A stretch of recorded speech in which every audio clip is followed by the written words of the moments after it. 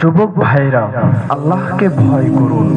ওই ভয়াবহ দিনের কথা স্মরণ করুন, যেদিন আপনার জীবনের সব সুখ আনন্দ বিরাজকে ধূলিসাৎ করে দেবে।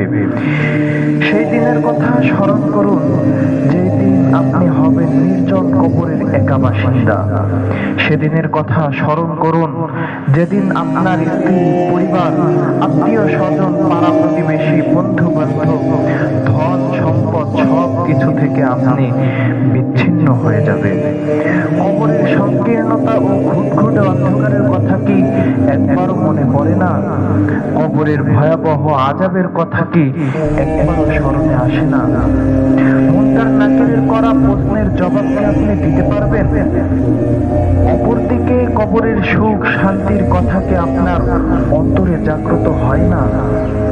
তাই বলছি, হে যুবক ভাইয়েরা, আর দেরি না করে দ্রুত চলে আসুন আল্লাহ রাব্বুল আলামিনের বিশাল ক্ষমার দিকে, মহান আল্লাহ রাব্বুল আলামিনের অনুগ্রহের দিকে।